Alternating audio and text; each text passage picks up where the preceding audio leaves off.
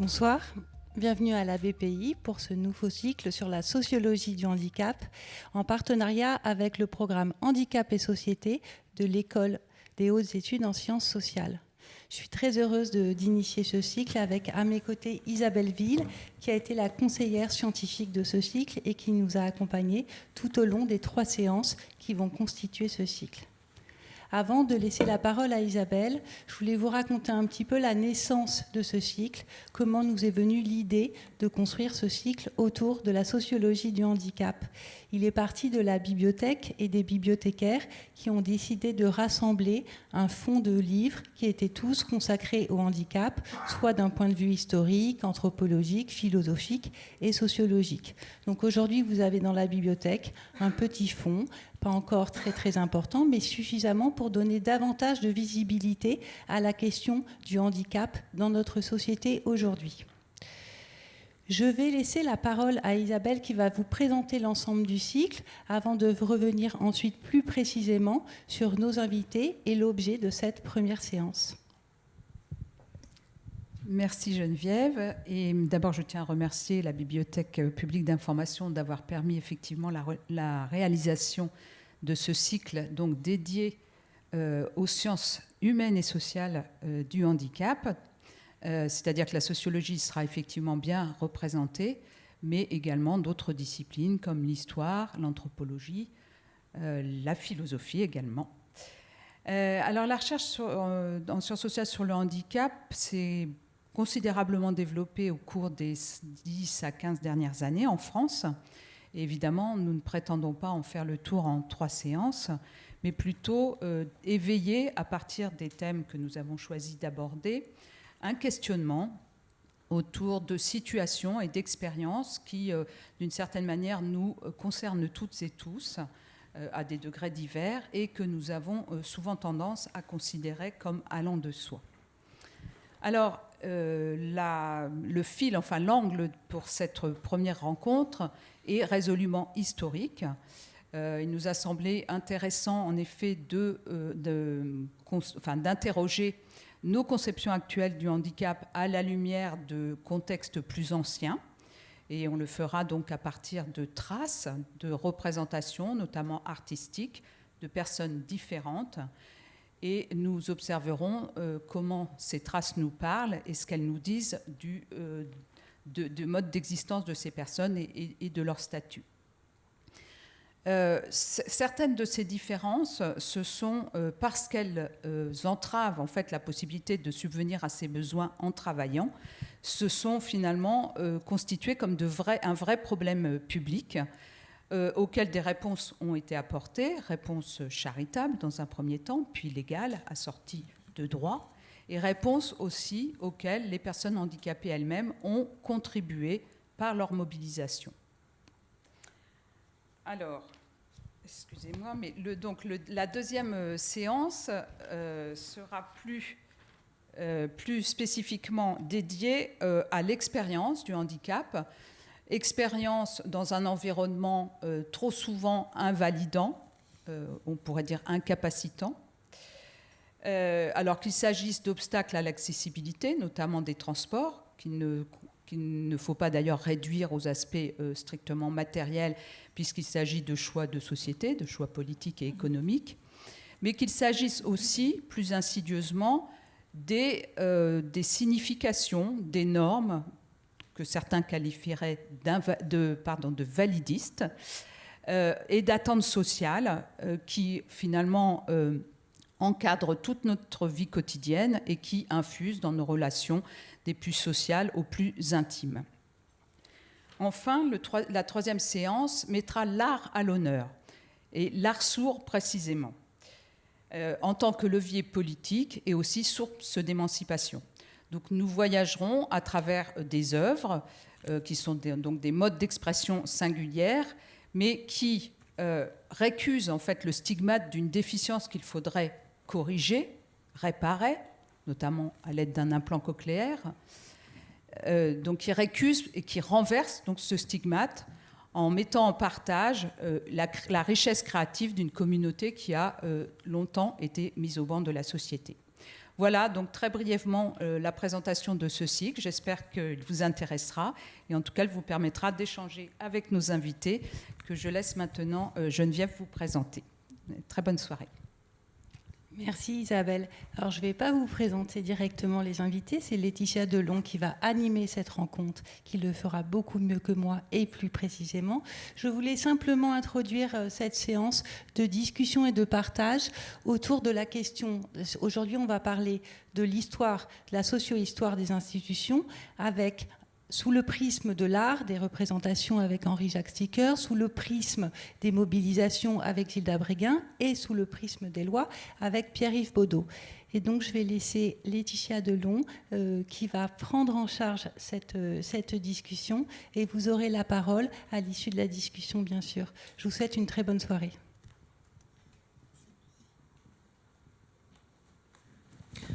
Merci Geneviève, merci Isabelle, bonsoir à toutes et bonsoir à tous. Vous l'avez compris, ce soir, pour entamer ce cycle, nous allons faire appel à la socio-histoire, qui réunit donc deux disciplines, la sociologie et l'histoire, aussi un petit peu à l'anthropologie, pour montrer comment le handicap, longtemps cantonné à la sphère médicale, au prendre soin et à la charité, et donc comme une minorité à prendre en charge de manière particulière, à part, touche l'ensemble de la société et est devenue au fil des siècles, quoique surtout dans le courant du XXe, une question de politique publique, voire de plus en plus, mais ce n'est pas encore abouti, une question politique tout court.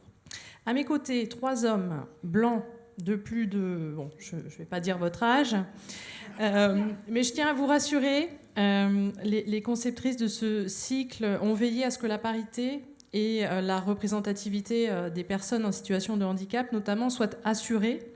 Et comme je ne doute pas que vous souhaiterez assister à la prochaine conférence après cette séance inaugurale, eh bien, vous pourrez constater que les choses se seront alors inversées et qu'à notre place, il n'y aura plus qu'un homme et 3 femmes. Je tenais et nous tenions à vous faire cette précision pour toute question légitime que vous pourriez vous poser. Henri-Jacques Sticker, je me tourne vers vous.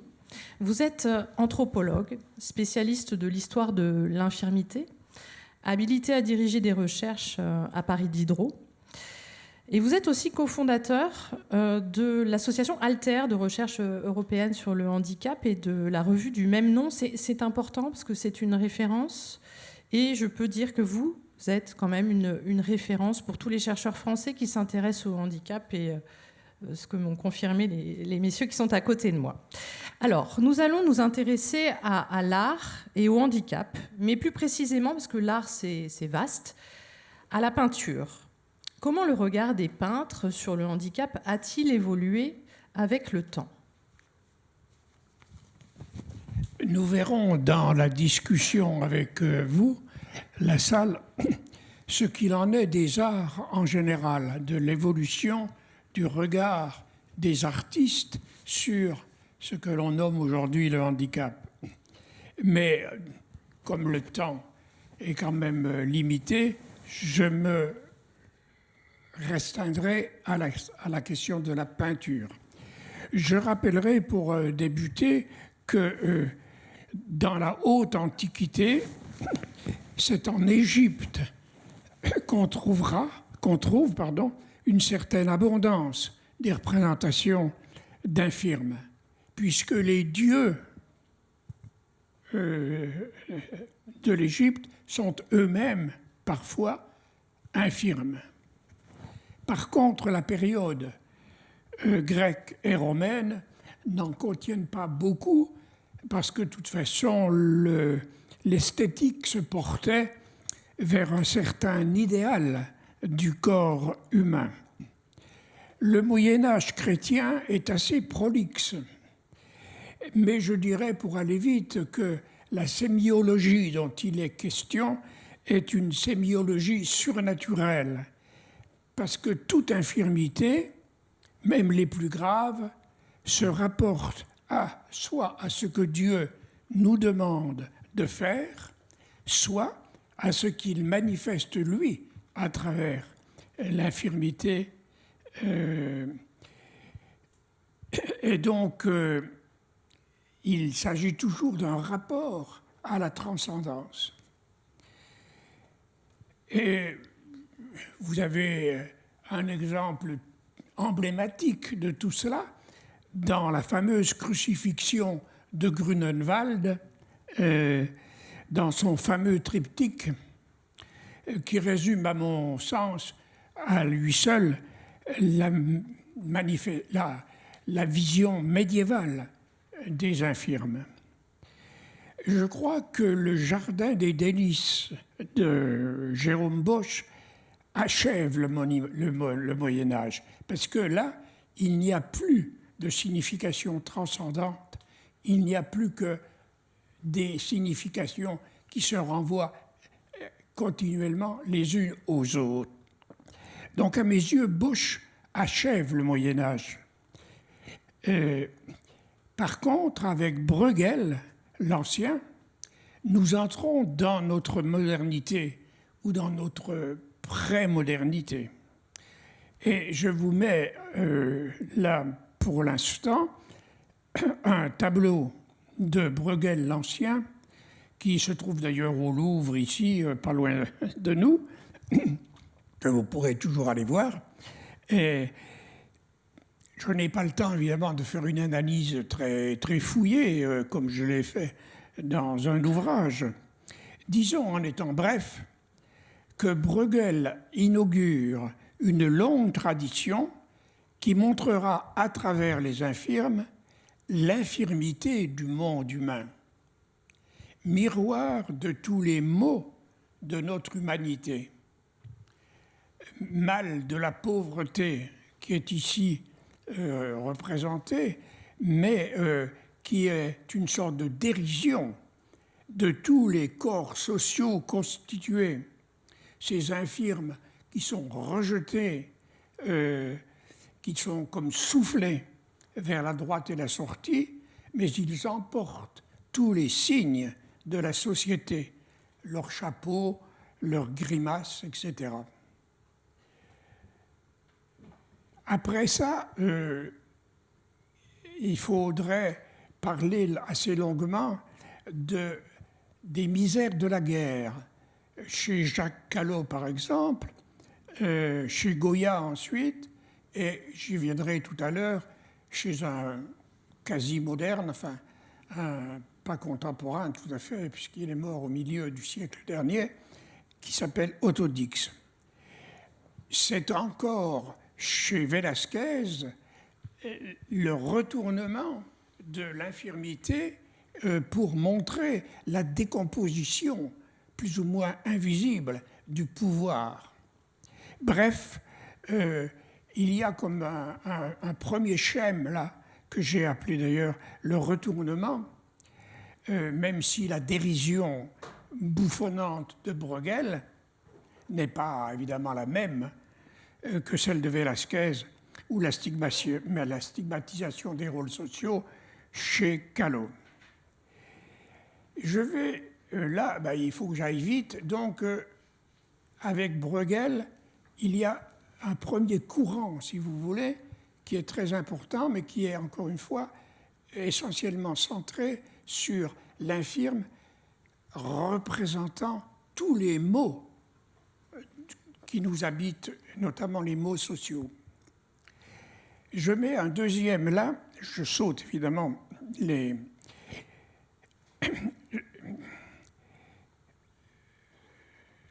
Je mets un tableau de Géricault, oui, j'enjambe beaucoup les siècles, pour montrer que là, on est dans une toute autre perspective.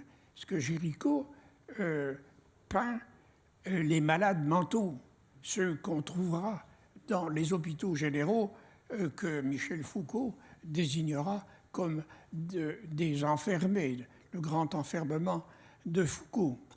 Et là, Géricault, et de plus, il y a un autre clivage que je voudrais mettre en relief, outre le fait qu'on va s'intéresser désormais au handicap mental pour aller vite, il y a aussi la centration de plus en plus grande sur les visages. Chez Bruegel ou d'autres, certes, les visages ne sont pas absents, mais ce qui compte le plus, ce sont les corps entiers qui sont mal fichus, si j'ose dire. Ici, le regard pénètre à l'interne, à l'intérieur de notre humanité. Excusez-moi, ma page.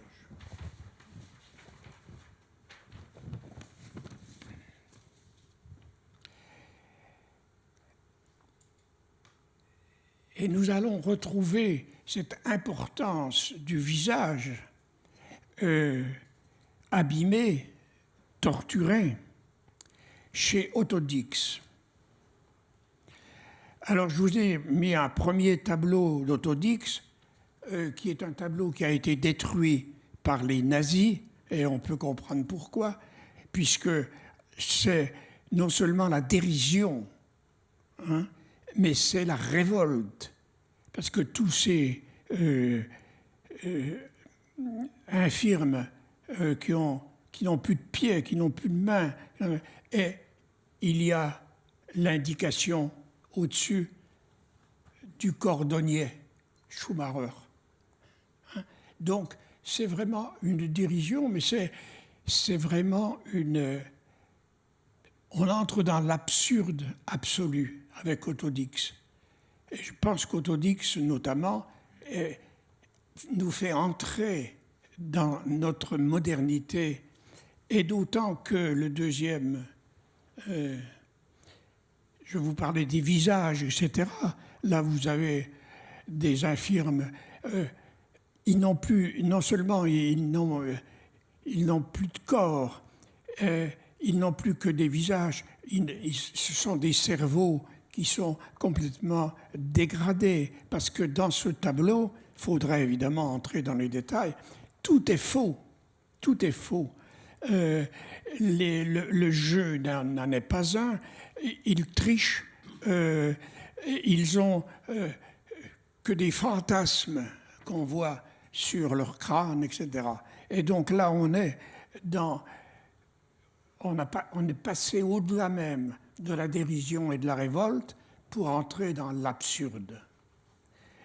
Et je rapproche également ce tableau de la peinture suivante, qui est la peinture de Frida Kahlo sur sa brisure.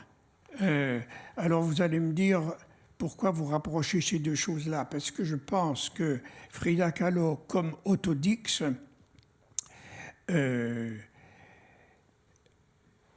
mettent l'accent justement sur cette absurdité, que ce soit l'absurdité par la guerre ou que ce soit l'absurdité par la maladie.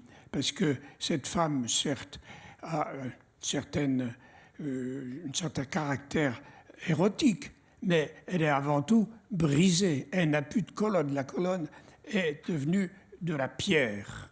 Et de plus, son visage est un visage de désespoir, et elle est dans un environnement qui n'existe plus. Donc, malgré leurs différences énormes, je pense que Dix, comme Frida Kahlo, nous font entrer vraiment dans notre contemporanéité. Alors, notre contemporanéité me semble, elle, encore franchir une autre étape, après les différentes étapes que j'ai essayé très rapidement de vous présenter, c'est que le corps représenté dans la peinture, et notamment dans les autres arts, est un corps qu'il faut transformer. C'est un corps transformé.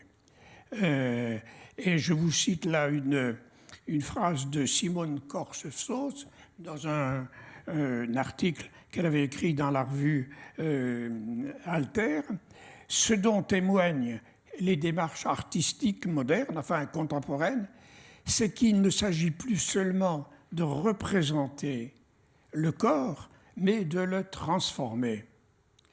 Voilà où je vois la caractéristique principale de la contemporanéité, aussi bien dans la clinique que dans l'art. Le corps ayant perdu sa sacralité, s'éloignant de ces déterminismes biologiques, n'étant plus vécu comme un destin,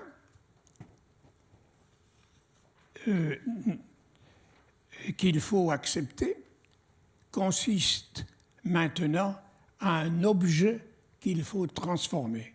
Et je rapproche bien sûr cette transformation du corps correspondant à ce qu'on a pensé à travers les Disability Studies.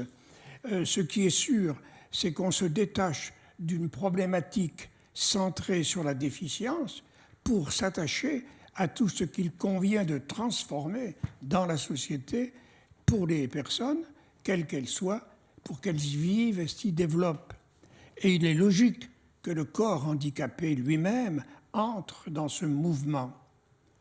Mais il convient de faire remarquer que ce mouvement entre dans un autre mouvement plus général de l'art contemporain qui fait que les artistes travaillent sur leur corps. Et je ne donnerai qu'un exemple bien connu, celui de Orlan, qui s'est fait transformer son visage par des chirurgies contrôlées.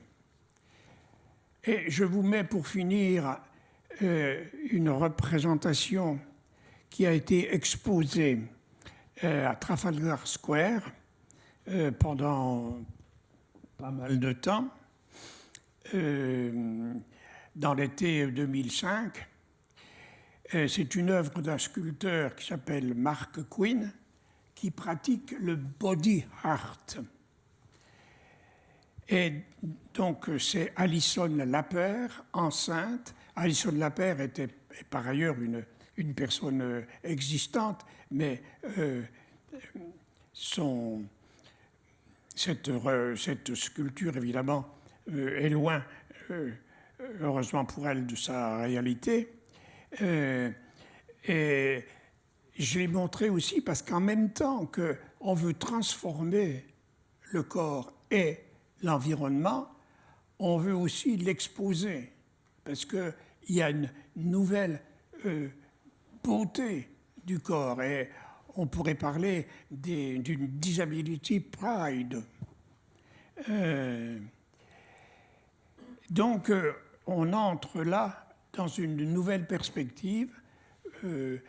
Ce que feront les autres peintres dans l'avenir, évidemment, ça ne dépend pas de moi du tout. Mais je ferai remarquer simplement que cette transformation du corps et cette nouvelle perspective sur le corps handicapé est sensible aussi dans les autres arts, notamment dans la danse et dans le théâtre. Pour la danse, je vous renverrai à un bel article qui a paru également dans Alter de Carrie Standal, qui s'appelle Disability, Art and Culture. C'est paru au volume 12 de avril-juin 2018. Et donc, ça achève un peu notre parcours, un peu, bien sûr, cavalier. Je vous remercie. Merci beaucoup, Henri-Jacques Sticker, pour cette illustration. Non, c'était parfait. Je retiens vos mots, ce qu'il convient de transformer dans la société pour que les personnes, quelles qu'elles soient, y vivent et s'y développent. Gilda Bréguin, vous êtes historien, vous êtes chargé de recherche au CNRS, spécialisé sur l'histoire du handicap, et vous vous êtes intéressé aux différentes mobilisations de personnes handicapées, mobilisations pour dénoncer leurs conditions de travail ou leurs conditions tout court. Quelle a été la nature de ces protestations au cours du XXe siècle et quels ont été leurs effets ?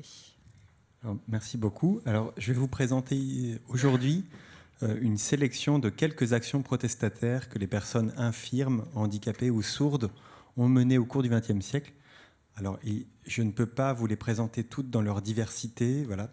Je vais en aborder 6 ou 7.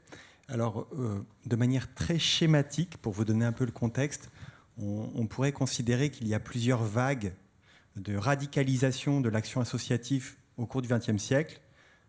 Il y a une période pendant l'entre-deux-guerres, une période pendant les années 1968-1982 et une période postérieure aux années 90 jusqu'à aujourd'hui. Voilà. Et donc, je vais vous présenter tout d'abord une photographie d'une manifestation de personnes aveugles. Non, celle-là. Et alors, pour vous redonner un petit peu le contexte, en fait, pendant la période de l'entre-deux-guerres, on observe une multiplication du nombre d'associations de mutilés de guerre, mais aussi d'aveugles, de personnes sourdes, de personnes tuberculeuses ou des accidentés du travail. Et cette période de l'entre-deux-guerres se caractérise par deux phénomènes importants. D'une part, la montée de l'eugénisme, et d'autre part, par une augmentation des discriminations professionnelles liées à la crise économique de 1929. Et cette crise économique de 1929 se traduit aussi par une dégradation des conditions de vie des personnes handicapées en institution.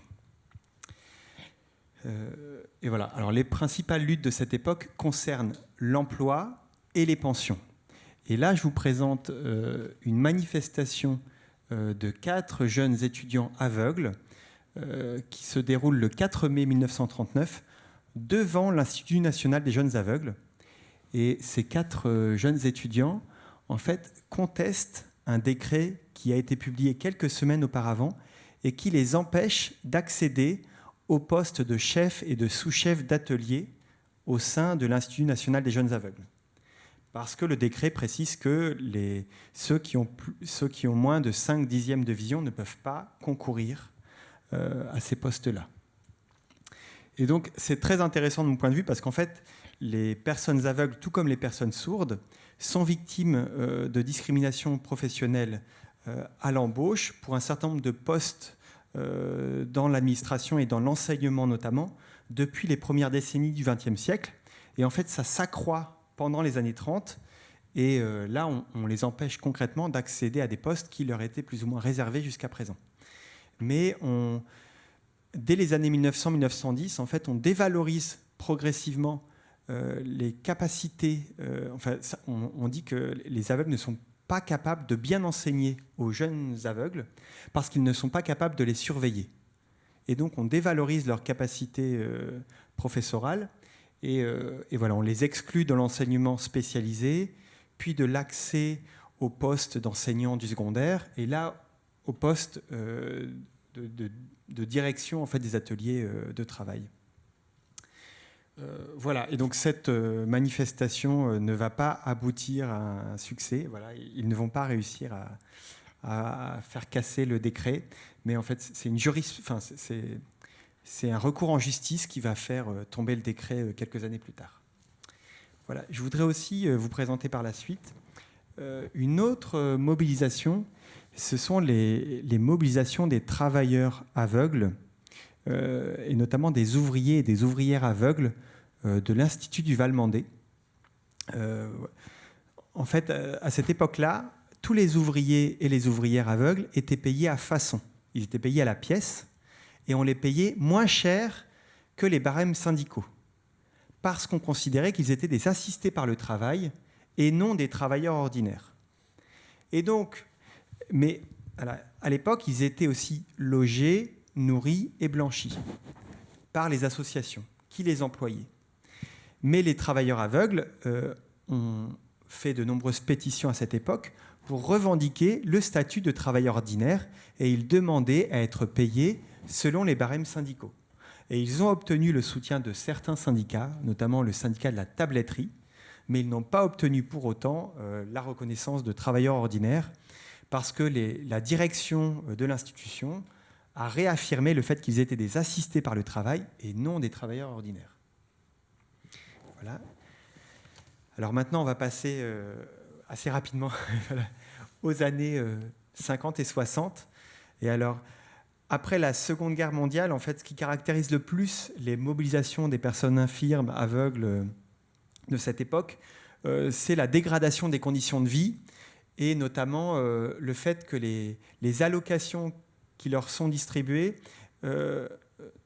connaissent une dépréciation parce que en fait, ces allocations ne vont pas suivre l'inflation.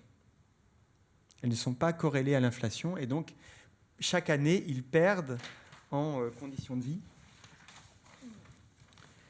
Et alors, je vous présente une manifestation de pensionnés et d'invalides menée à Paris le 19 octobre 1963. Alors, c'est une manifestation qui rassemble à la fois des associations de vieillards et de personnes handicapées. Et à cette manifestation sont présents à la fois des représentants de l'Association des paralysés de France, vous pouvez voir André Tranois, mais aussi des représentants de l'Union générale des aveugles et des grands infirmes, l'UGAJ, qui était beaucoup plus radical dans ses revendications que l'APF. Et donc on assiste en fait à une coalition des associations de personnes handicapées et des personnes âgées. Et pourquoi cette union des forces entre vieillards et handicapés? C'est parce que les allocations distribuées aux personnes handicapées sont alignées sur l'allocation versée aux vieux travailleurs salariés. Et donc, tous les manifestants réclament une augmentation des allocations versées aux vieux travailleurs salariés. Comme ça bénéficierait à l'ensemble des infirmes et des vieillards. Il faut souligner aussi qu'ils revendiquent à l'époque le fait de pouvoir percevoir 6 nouveaux francs par jour, alors qu'ils n'en touchent que 3 nouveaux francs. Et leur lutte va aboutir à un succès partiel, c'est-à-dire à une augmentation légère de leur allocation, jusqu'à 4,65 nouveaux francs. Donc ce n'est pas les 6 nouveaux francs qu'ils revendiquaient, mais on assiste à une augmentation partielle de leur allocation.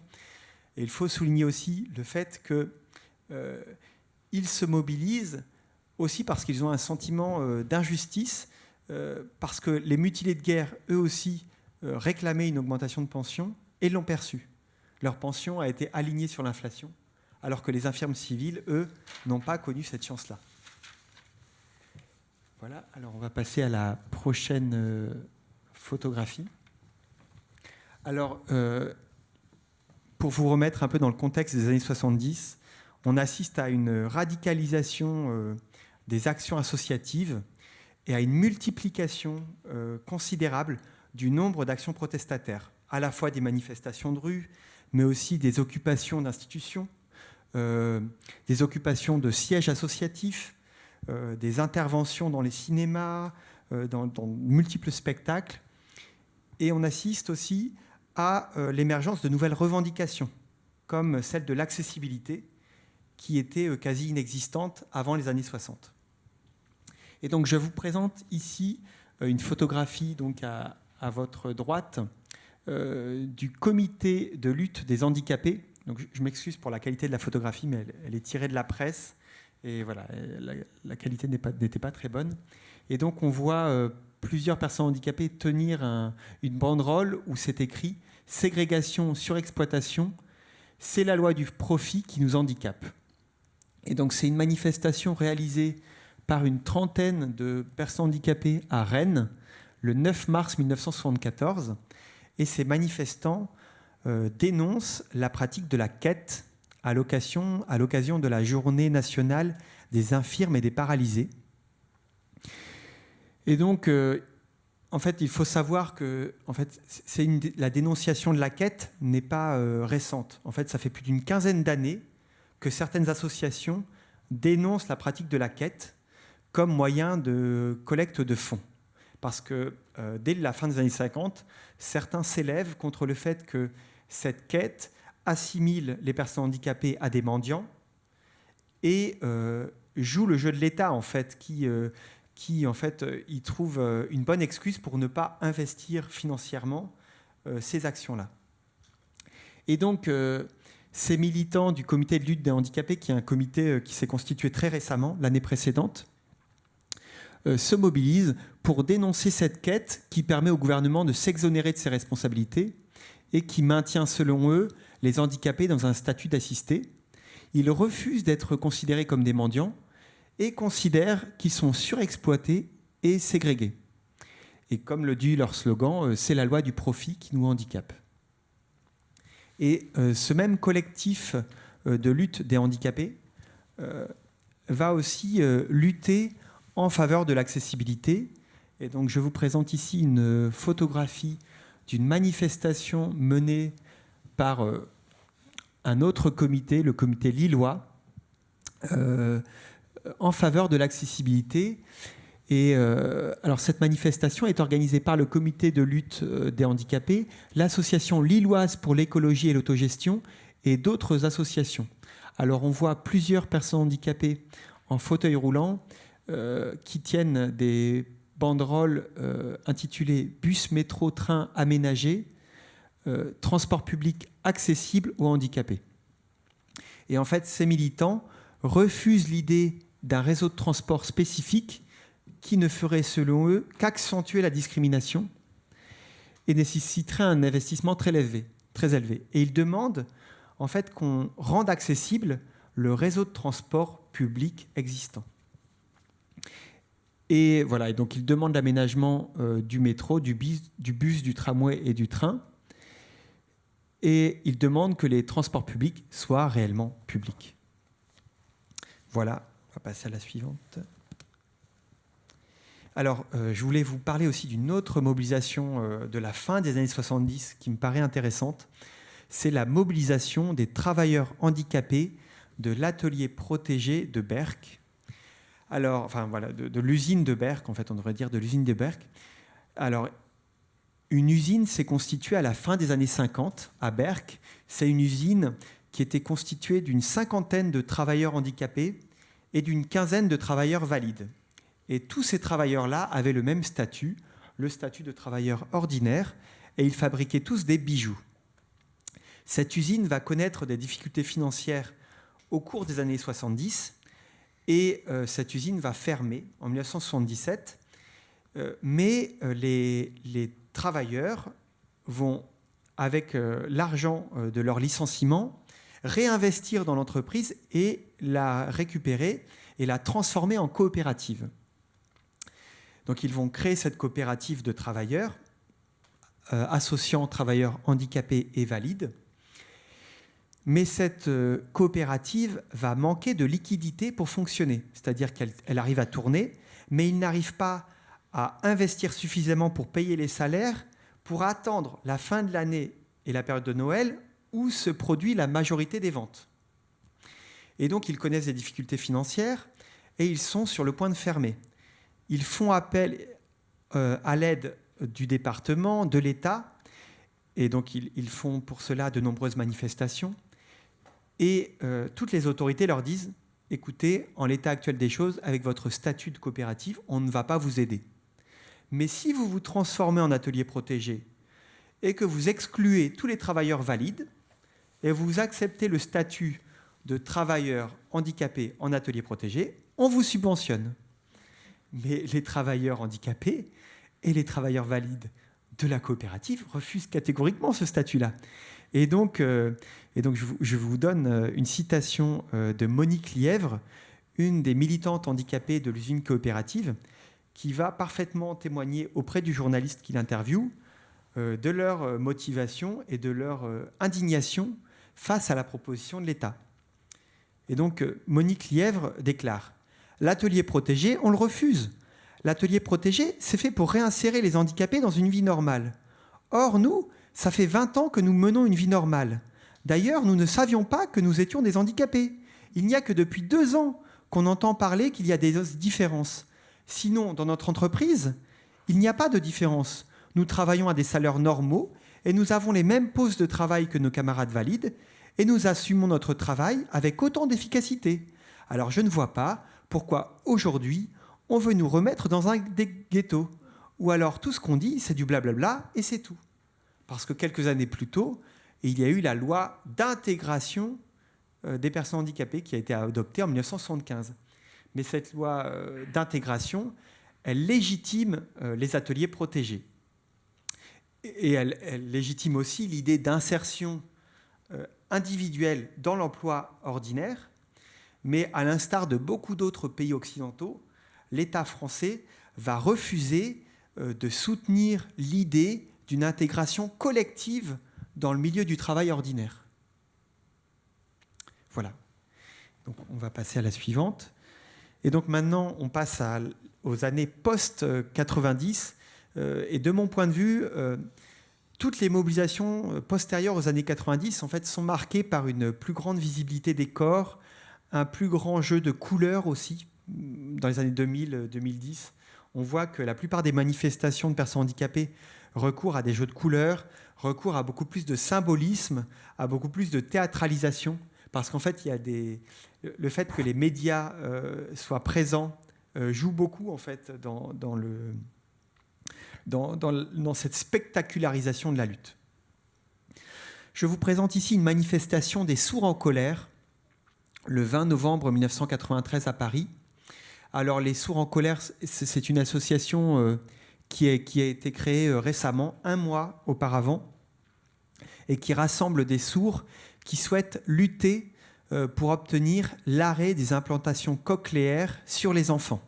Alors, il faut savoir qu'il existe des implantations cochléaires depuis les années 70, mais que les implantations cochléaires se multiplient sur les enfants au début des années 90, et parce que les médecins otorhinopharyngistes souhaitent généraliser ces opérations-là, et ils souhaitent considérer ces opérations-là comme des opérations qui ne sont plus expérimentales, mais chirurgicales. Et ces manifestants sourds considèrent que c'est une atteinte en fait à leur existence, tout comme l'oralisation ou l'interdiction de la langue des signes, qui en fait était une menace existentielle. À leurs yeux, les implantations cochléaires pédiatriques ne reposent pas sur le consentement de l'enfant et visent à anéantir l'identité sourde. Et donc, ces jeunes assimilent dans leur slogan et dans leur pancarte cette implantation cochléaire à un génocide, et en fait ils mettent en avant la figure du cobaye dans les pancartes lors de la manifestation. Voilà, et donc ils considèrent que ces implantations cochléaires visent à les normaliser, et ils s'élèvent contre ces implantations. Voilà, je vous remercie beaucoup. Donc, c'était une sélection. J'en ai oublié bien d'autres, mais voilà. On aura l'occasion sûrement d'en reparler un petit peu après. Merci beaucoup, Gilda Bréguin. Et en effet, 30 ans après, ce sujet de l'implant cochléaire continue à faire débat dans le milieu sourd. Pas d'avancée, donc on l'a vu avec vous, sans combat, sans mobilisation. Pierre-Yves Baudot, vous êtes professeur de sociologie à l'université Paris-Dauphine. Nous avons parlé donc des représentations de l'infirme, des revendications des personnes sourdes ou aveugles. Mais selon vous, le handicap, c'est aussi, tout simplement, et avant tout peut-être, une catégorie administrative. Est-ce que vous pouvez nous préciser pourquoi et nous dire les conséquences, finalement, de cette catégorisation des personnes handicapées? Oui, merci. Pardon. Merci beaucoup. Oui, donc quand je dis que le handicap est une catégorie administrative, je cherche à dire que du point de vue du vécu et du ressenti des individus, les situations de handicap peuvent être extrêmement diverses. Et qu'il est parfois difficile, quand on collecte des récits de vie de personnes handicapées, d'imaginer des points de comparaison, de convergence entre des situations qui peuvent être extrêmement variées, entre le fait d'un handicap inné et d'un handicap acquis uniquement une fois passé l'âge de la retraite, un handicap acquis dans un accident de travail ou dans un accident de la route. C'est-à-dire que les situations vécues peuvent être extrêmement diverses. Ça ne veut pas dire qu'il n'y a pas quelque chose de commun, mais en tout cas, l'un des ressentis immédiats quand on commence à travailler sur le sujet, c'est de se dire qu'il y a beaucoup de situations de handicap, et il y a peut-être même tellement de situations de handicap qu'il n'y a pas grand-chose finalement qui unifie cette catégorie. Et l'un des éléments qui unifie cette catégorie, c'est qu'au cours du XXe siècle, s'est progressivement inventé une action publique, des politiques publiques à destination des personnes handicapées. En 1975, la loi dit en faveur des personnes handicapées, ce qui témoigne bien aussi de la place qui est concédée. Mais en tout cas, il y a une action publique qui se met en place à destination des personnes handicapées. Et cette action publique, comme n'importe quelle action publique en réalité, c'est une catégorie qui est extrêmement floue et qui, a priori, ne veut pas dire grand-chose. C'est-à-dire qu'elle réunit différentes histoires et se différencie d'autres histoires. Alors, elle réunit différentes histoires. C'est tout d'abord, elle réunit 3 histoires essentielles. L'histoire des accidents du travail, des accidentés du travail, depuis la loi d'avril 1898, donc un système d'assurance contre les accidents du travail pour couvrir le risque accident du travail a été mis en place. Et les accidentés du travail, donc, vont pouvoir bénéficier dans des proportions qui restent et qui sont d'ailleurs toujours très inférieures à ce qui est visé. Voilà, les accidentés du travail vont pouvoir être assurés, alors qu'auparavant, ils étaient considérés comme responsables de leur situation et que donc c'était à eux de continuer à subvenir à leurs besoins. Là, ces accidentés du travail, on conçoit qu'ils ont acquitté une dette parce qu'ils ont contribué par la blessure de leur corps à produire la richesse de la nation. Et donc la nation leur doit quelque chose pour avoir contribué à produire cette richesse. La deuxième histoire, c'est l'histoire de la Première Guerre mondiale, avec l'arrivée dès l'hiver 14-15 et surtout à partir du printemps 1915 d'un nombre considérable de mutilés de guerre qui reviennent du front et parfois privés de leurs bras, de leurs membres, de leurs poumons, d'une partie de leur visage. C'est la fameuse thématique des gueules cassées. Et dès 1915, donc, les pouvoirs publics sont confrontés à une situation très particulière qui est une augmentation phénoménale du nombre de mutilés qui ne peuvent pas être considérés comme responsables de leur situation. A priori, ils ne l'ont pas fait exprès. Et la dette de la nation, l'impôt du sang, la dette de la nation est considérable et donc va se mettre en place une action publique pour permettre à ces mutilés de guerre d'accéder à l'époque à des formes de médecine de réadaptation, à des ateliers protégés qui vont être créés dès 1915. Et puis, à la fin de la guerre, en 1919 puis en 1924, on va voir voter les premiers textes, adopter les premiers textes, décrets et lois sur des quotas de personnes handicapées dans les administrations, mais aussi dans les entreprises. Ça, c'est la deuxième histoire. Et puis la troisième histoire, c'est celle des infirmes civiles, et notamment à Berck, pour les malades notamment de la polio, des infirmes civiles qui vont se constituer en association en disant nous, un peu à la manière des invalides de guerre et des invalides du travail, eh bien, nous ne sommes pas responsables non plus de notre situation, c'est une maladie chronique, et nous pourrions prétendre aux mêmes droits que ces autres catégories. Et donc finalement, et Gildas l'a bien dit à l'instant, c'est-à-dire qu'entre les mutilés de guerre, les infirmes civils et les invalides du travail, on n'a pas tout de suite une cause commune qui émerge. Loin de là, bien au contraire, les relations entre ces différentes associations sont extrêmement tendues. Les concurrences, y compris dans les années 60, sur le montant des prestations versées aux uns et aux autres, et les nouveaux francs qui sont versés aux uns et aux autres, tout ça attise des concurrences. Et il y a un élément qui va venir associer ces différentes histoires, c'est finalement un guide barème qui a au départ été pensé pour les invalides du travail et qui va ensuite être appliqué aux invalides de guerre, puis appliqué aux infirmes civiles, qui va un guide barème d'évaluation des déficiences et incapacités de l'adulte, qui va être appliqué aux trois catégories et qui va faire que même si on considère que les causes ne sont pas équivalentes et même si on considère que les dettes ne sont pas équivalentes, eh bien, on va considérer que ces personnes peuvent être traitées par l'action publique de la même façon. Et donc finalement, ce qui permet à ces différentes histoires de se rapprocher, c'est que ces situations sont évaluées par la même action administrative. Et en 1975, quand la loi consacre l'existence des personnes handicapées, il y avait le premier terme apparaît dans les années 50 dans une loi sur les travailleurs handicapés, mais la première fois que ça devient un substantif, c'est donc en 75, dans la loi de 75, eh bien, cette loi, en fait, elle généralise l'usage du barème aux différentes catégories de personnes qui sont considérées comme handicapées, adultes comme enfants. D'accord ? Et d'ailleurs, Simone Veil, au Sénat, dit il n'y a pas de définition du handicap, sera considérée comme personne handicapée toute personne qui aura été reconnue comme telle par l'administration. Donc c'est bien de dire que la définition de la catégorie de handicap, elle est d'abord administrative.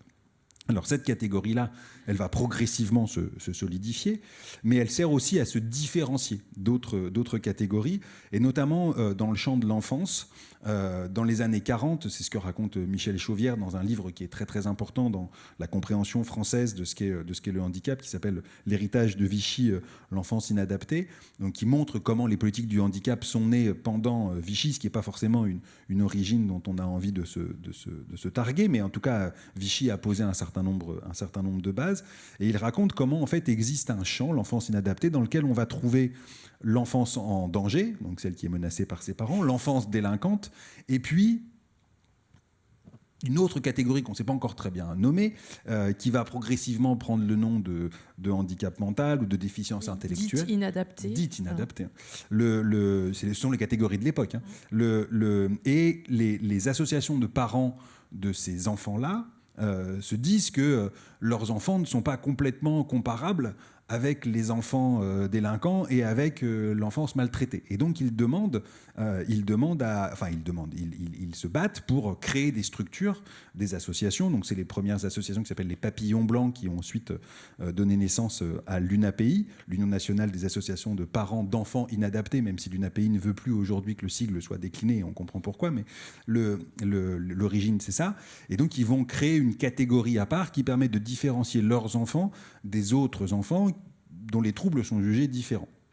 Et ces associations vont réussir à obtenir des financements publics pour créer des établissements, les IME, dans lesquels ces enfants vont être scolarisés, plus ou moins, et ensuite ils vont obtenir la création des centres d'aide par le travail pour que ces enfants, une fois devenus grands, puissent travailler, continuer à être hébergés, être pris en soin. C'est ce qu'on va appeler donc des filières de traitement qui vont de l'enfance jusqu'au centre d'aide par le travail, devenu aujourd'hui établissement et service d'accompagnement par le travail depuis l'année dernière, et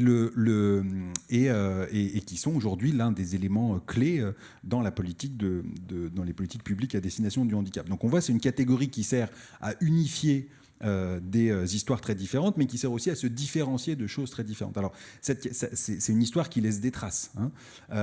L'unification n'est pas totale. Par exemple, on voit qu'il existe dans la Sécu une branche ATMP, accident du travail, maladie professionnelle. Une branche ATMP, donc accident du travail et maladie professionnelle, qui verse des pensions d'invalidité, et des maisons départementales des personnes handicapées, des MDPH. Ce qui fait qu'une personne handicapée au travail, elle peut toucher une pension d'invalidité et ou pas toucher une allocation adulte handicapé. Donc, on peut être handicapé d'une façon et pas handicapé de l'autre. Donc, on voit que la catégorie est quand même pas très claire.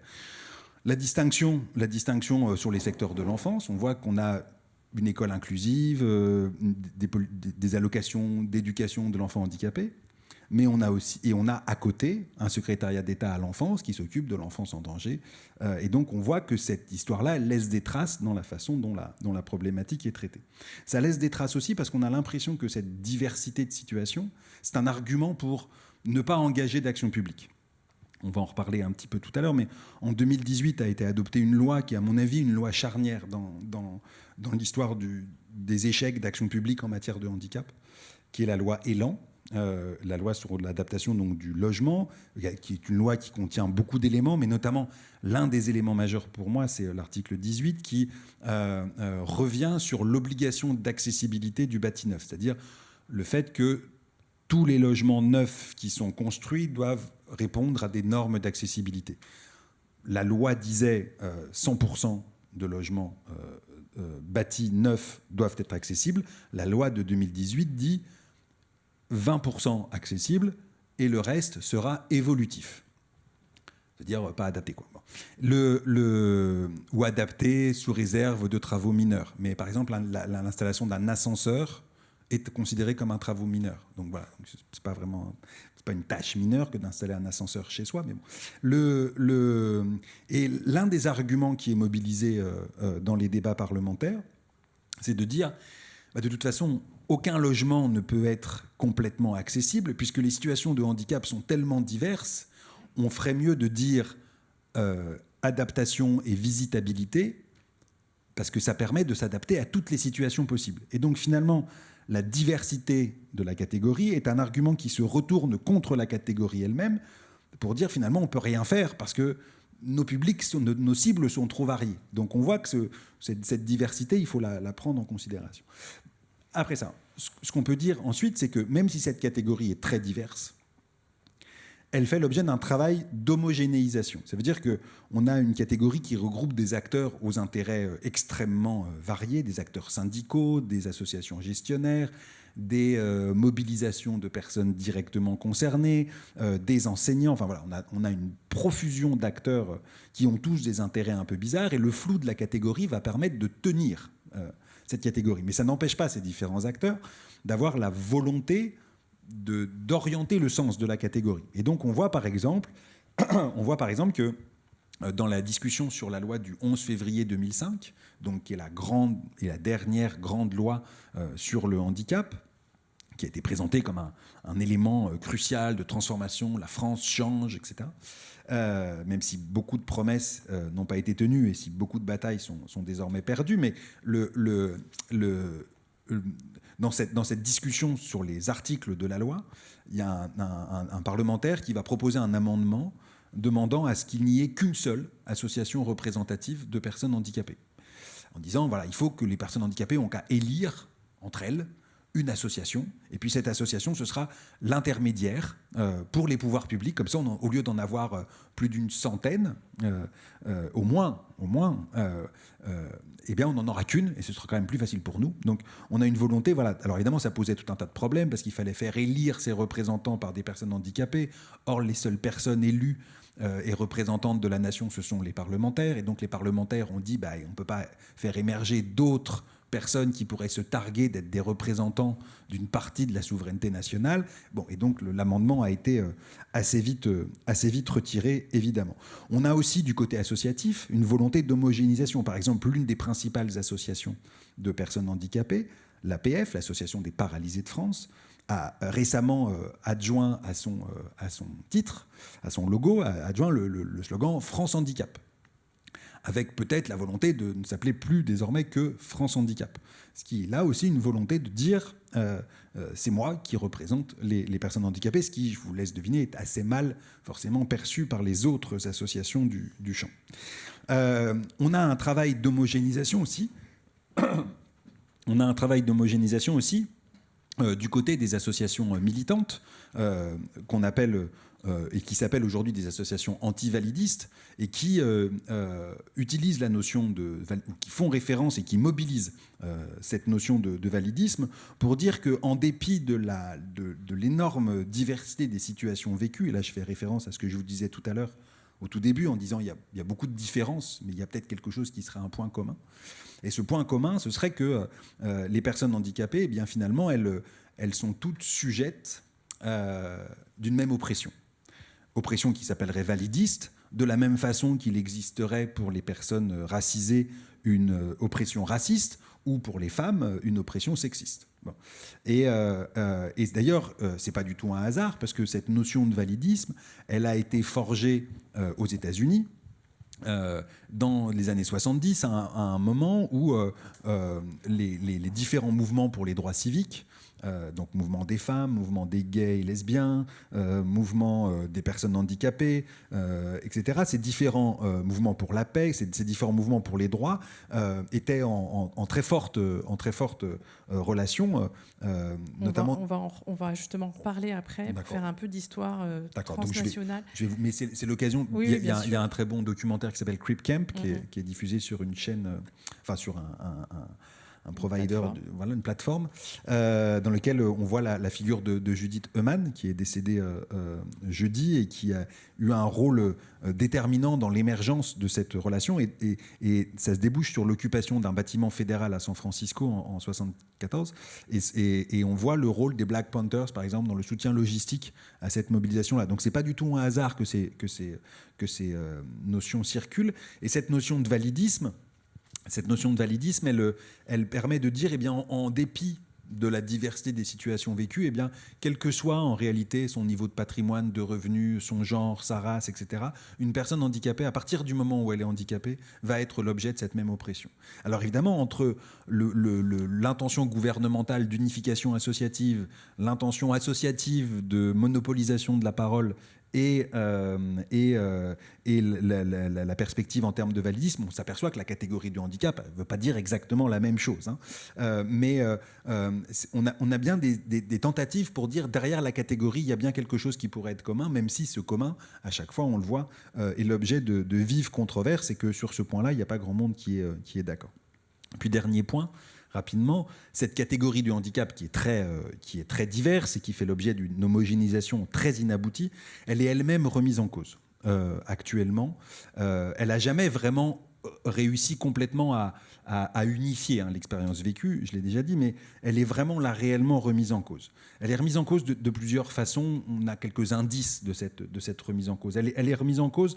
Tout d'abord, je voudrais, par exemple, prendre l'exemple d'un rapport qui a été rendu en 2018 par celui par un député, Adrien Taquet, T-A-Q-E-T, qui est député La République En Marche, qui est devenu ensuite ministre, enfin, secrétaire d'État à l'enfance, justement, et qui avait, quand il est arrivé élu sur l'Assemblée 2017, qui est remplie de nouveaux députés, il s'aperçoit que tous ceux qui tenaient la question du handicap n'ont pas été réélus ou n'ont pas cherché à se faire réélire, etc. Et il se dit, la question du handicap, il n'y a personne à l'Assemblée qui s'en occupe. Donc il se met sur la question du handicap et il n'est pas ministre en charge du handicap, mais il se dit, il y a peut-être un sujet à prendre.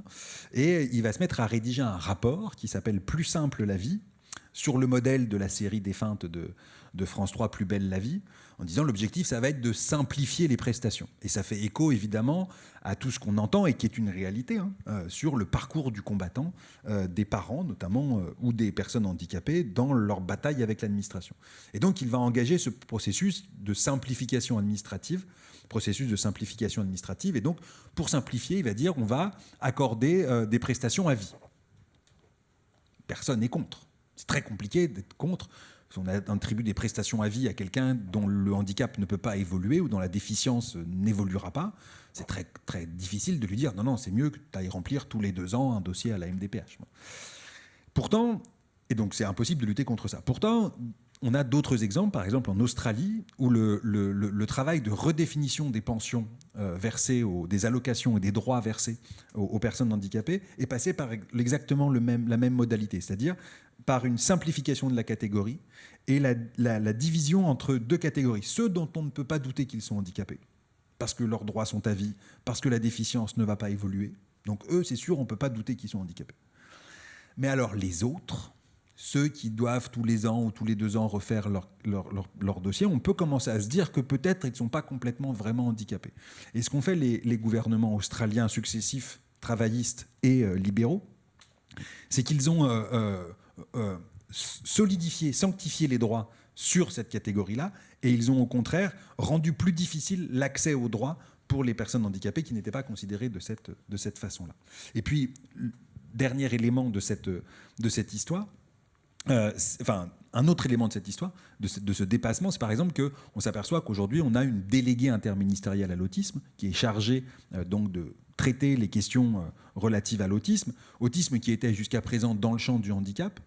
L'autisme est la seule pathologie qui a sa déléguée interministérielle dont les fonds et les modalités de traitement ne sont pas gérés par le secteur du handicap, mais par un secteur spécifique qui devient le secteur autisme.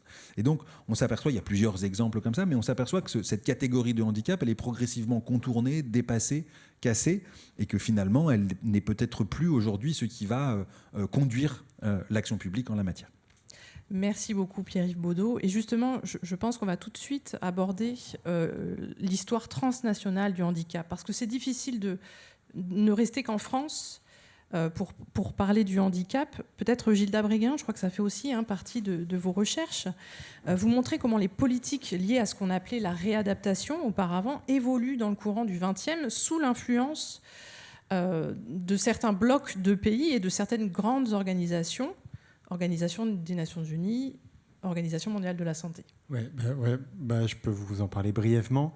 On va dire que en faisant des recherches dans les archives des organisations internationales comme l'ONU, l'OIT, l'UNESCO, en fait, je me suis aperçu qu'effectivement, pendant la guerre froide, les rapports de force géopolitiques avaient eu une influence considérable sur l'orientation des politiques internationales du handicap.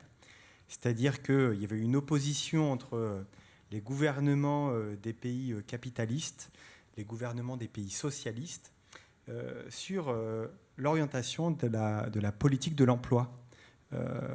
Et en fait, il va y avoir de nombreux débats en 1954-55 sur le contenu d'une déclaration, d'une recommandation de l'OIT. C'est la recommandation numéro 99 sur la réadaptation des invalides.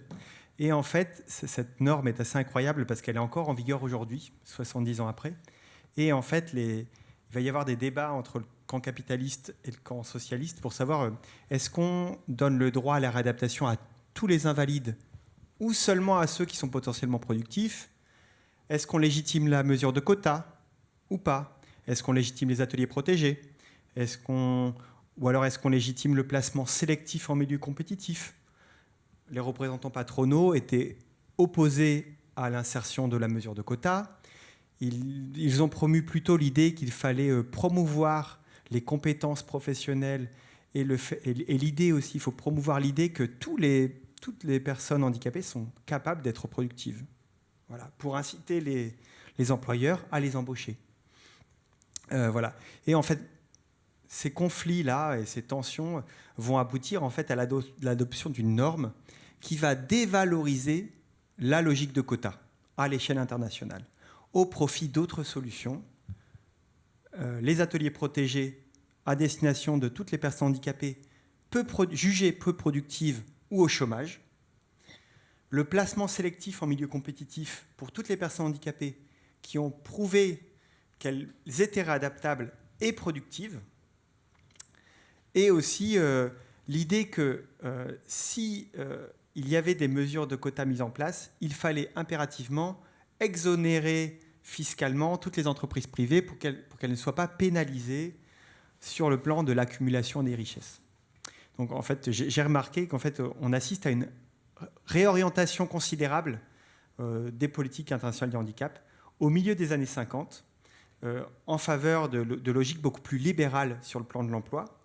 Et de mon point de vue, si je fais référence à ce que tu disais sur l'Australie, en fait, moi, je vois une seconde réorientation dans les années 2000-2010 avec, en fait, c'est complexe et contradictoire, mais l'ONU adopte en 2006 une convention sur les droits des personnes handicapées où il n'y a pas de précision vraiment sur les droits à la pension. En fait, le droit à l'allocation économique n'est pas véritablement précisé.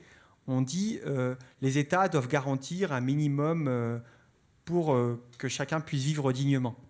Mais en fait, l'État peut très bien donner des vêtements, donner à manger, sans verser d'allocation économique. Il n'y a pas de protection à ce niveau-là.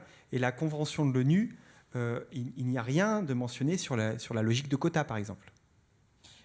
J'imagine qu'il a été difficile de faire consensus, en tout cas à l'ONU, sur des questions comme ça qui touchent... Alors en fait, c'est lié à la puissance des mouvements anglo-saxons sur le handicap. Est-ce que vous pouvez nous en parler un petit peu, qu'on comprenne bien les différences entre les pays sur...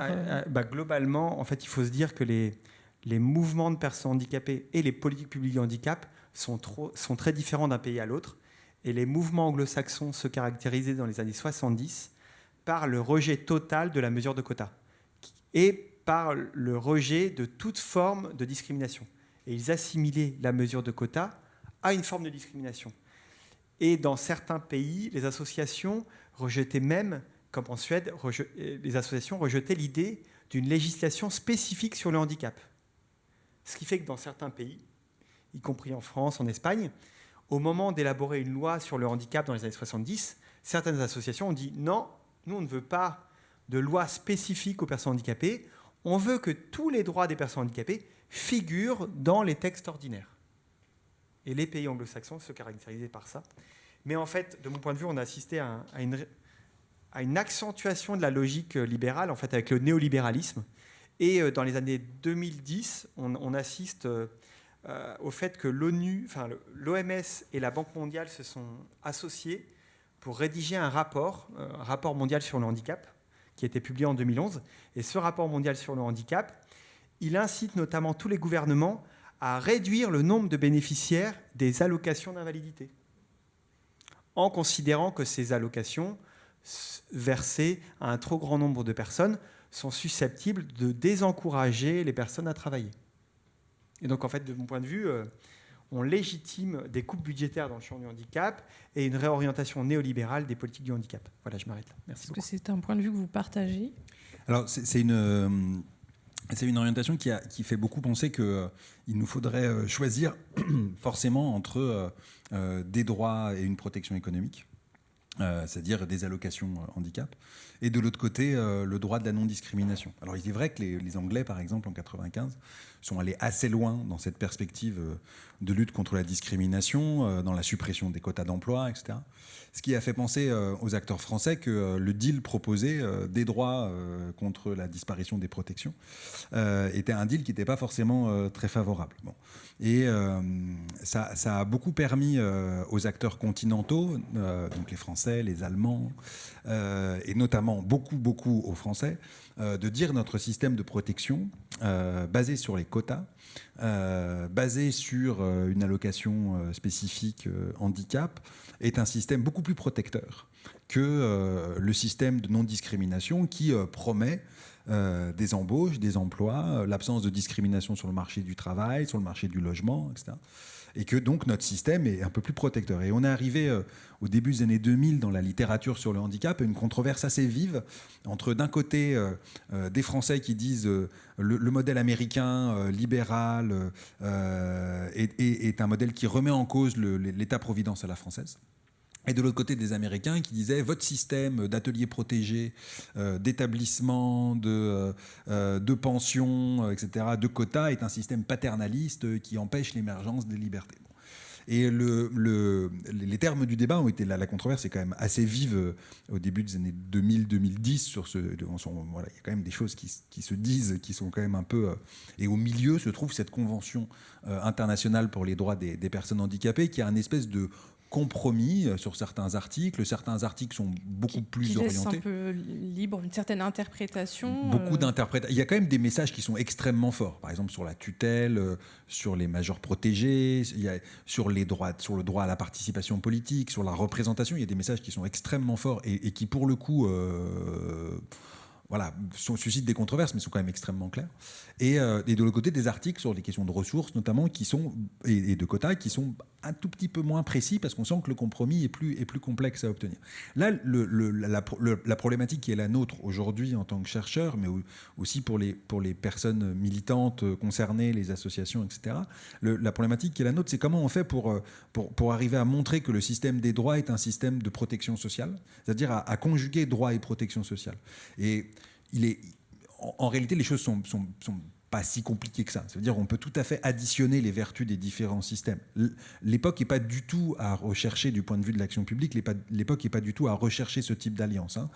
On est plutôt sur une époque de restriction des droits, de remettre toutes les personnes handicapées au travail, quel que soit le salaire qu'elles gagnent, etc.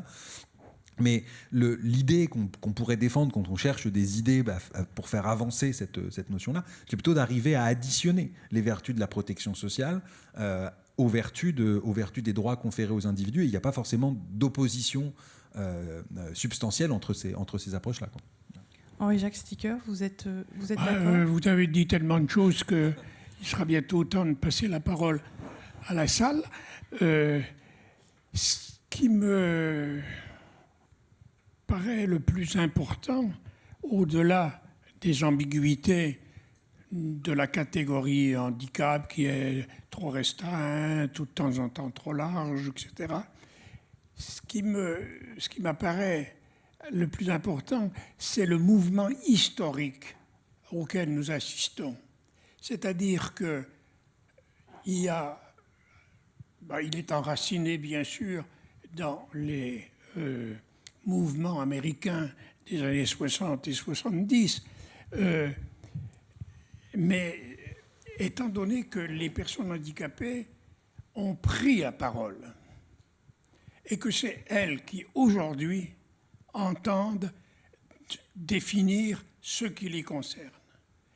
Et ça, c'est un mouvement qui m'apparaît peut-être le plus important, parce que ça n'est plus les dispositifs législatifs, ça n'est même plus les divisions entre les associations qui sont encore fortes.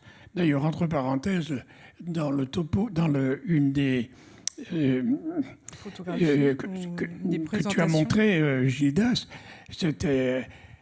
il y avait André Tranois qui était là pour défendre. Vous pouvez nous rappeler qui c'est? André Tranois est le fondateur de l'Association des parasites de France, 1933. 33, oui, hein, c'est ça.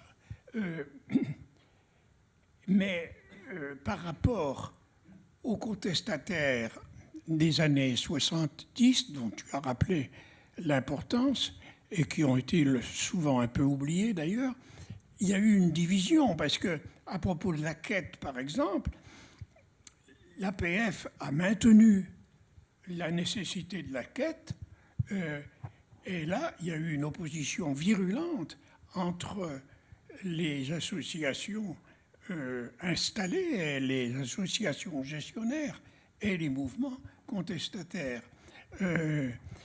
Mais il me semble que tout ça est en train d'être un peu dépassé par cette nouvelle position des personnes qui prennent en main leur... Et par exemple, ce que tu as dit, Jean-Yves, sur le validisme. Mais le validisme lui-même, au moins dans un de ses courants, il évolue vers le fait qu'il faut considérer toutes les personnes humaines, finalement, et les personnes handicapées, entre autres, comme des individus qui se situent sur un continuum, et que, à ce moment-là, la politique n'est plus tellement une politique de classification, etc., mais c'est une politique de prise en charge de chacun dans son individualité et dans ses caractéristiques, et c'est une politique qui se rapprocherait de celle des Suédois, sauf que les Suédois, ils ont rogné beaucoup leur législation du départ. Mais il me semble que là, on est devant un nouvel horizon et que toutes nos catégories vont devoir être complètement remises sur les rails et notamment celle de handicap qui va être oubliée, à mon avis.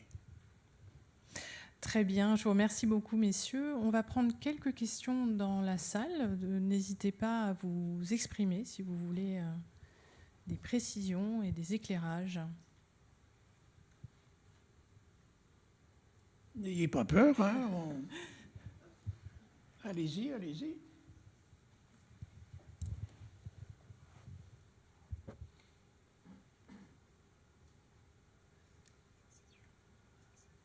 Non, il n'y a pas de questions? Ah, monsieur, on va vous donner un micro.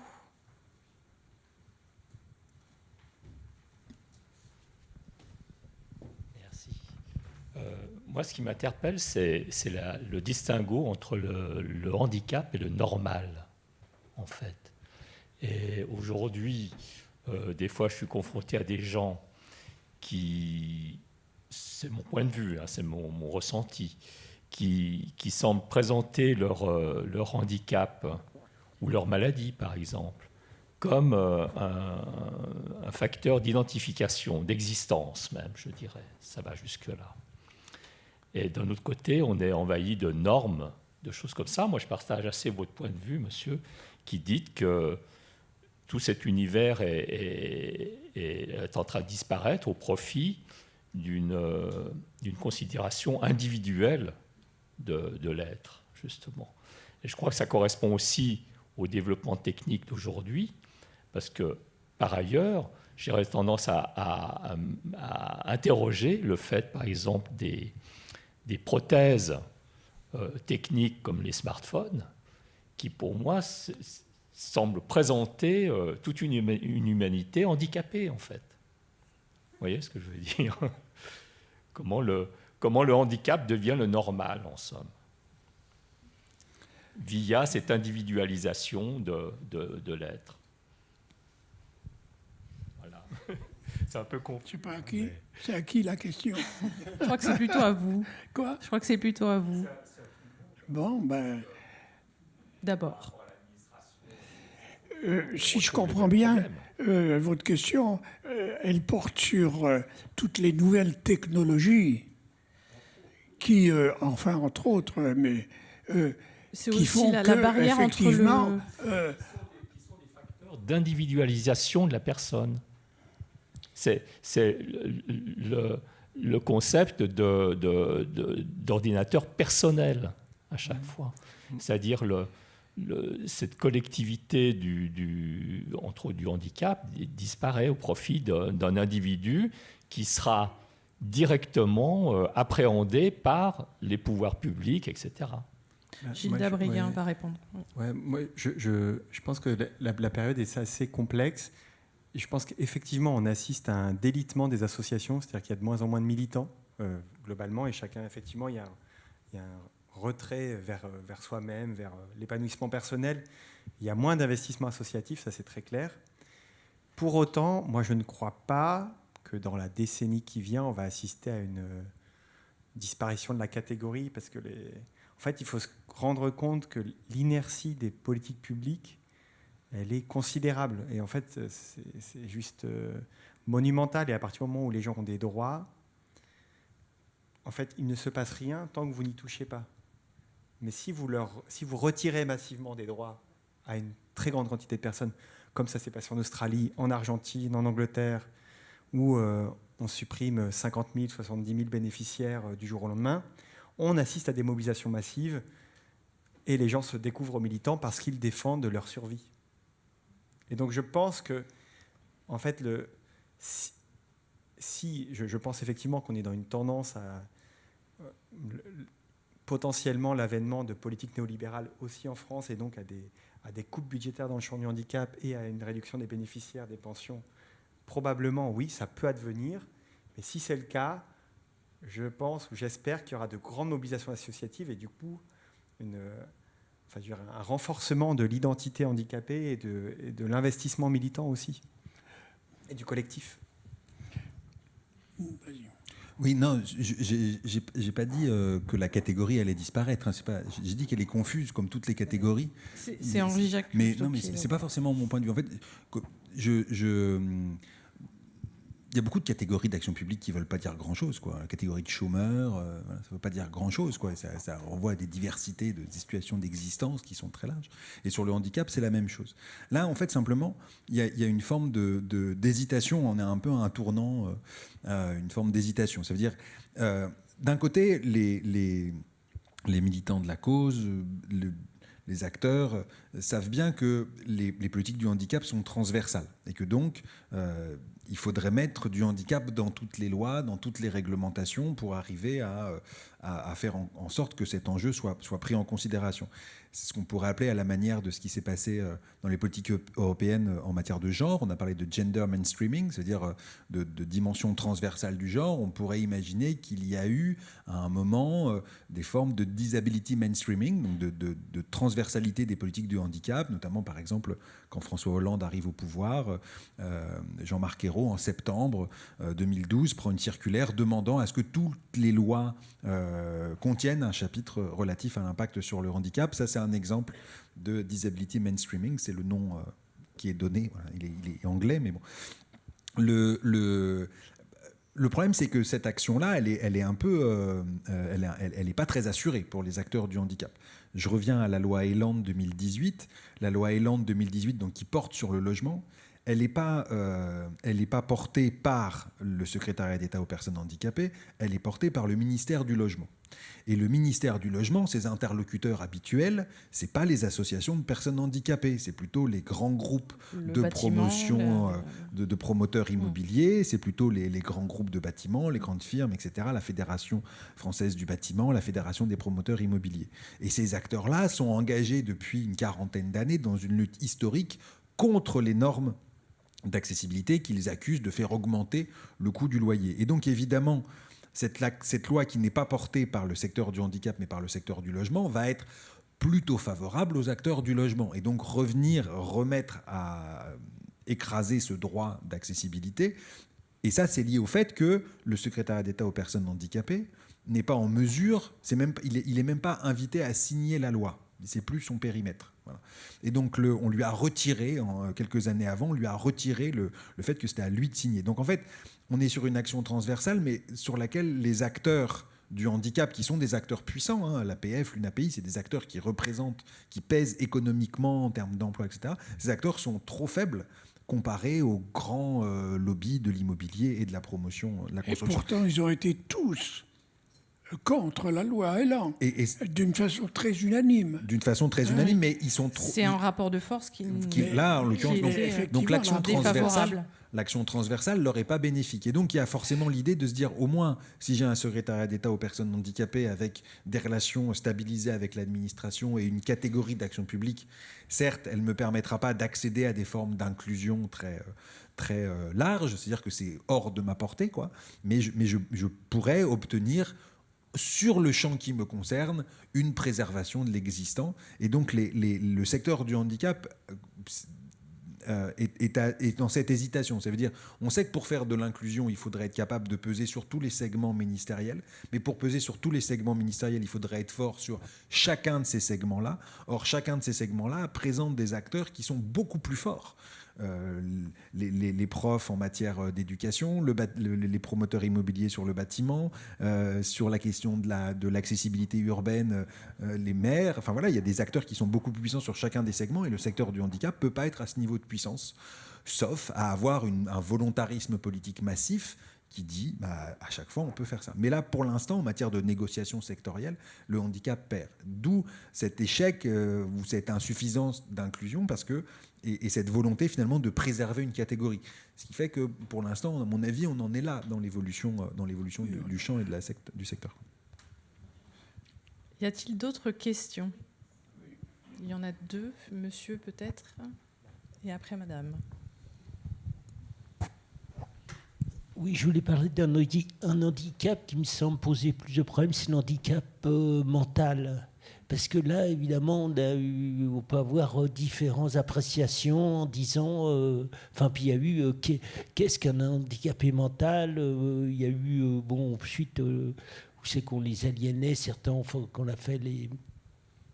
les mettait dans... qu'on considérait que c'était... que certains n'étaient plus handicapés, que c'est l'handicap, on les mettait... les aliénés, on les mettait dans la rue, dans les établissements ouverts, etc. Donc ça pose tout un problème, quoi. Parce que c'est un peu l'idée qui est handicapé mental, et puis il y a eu on peut discuter là-dessus longuement, etc. Donc comment on a traité ça au cours de l'histoire, quoi, un petit peu, c'est ça là-dessus qui était ma question. Merci.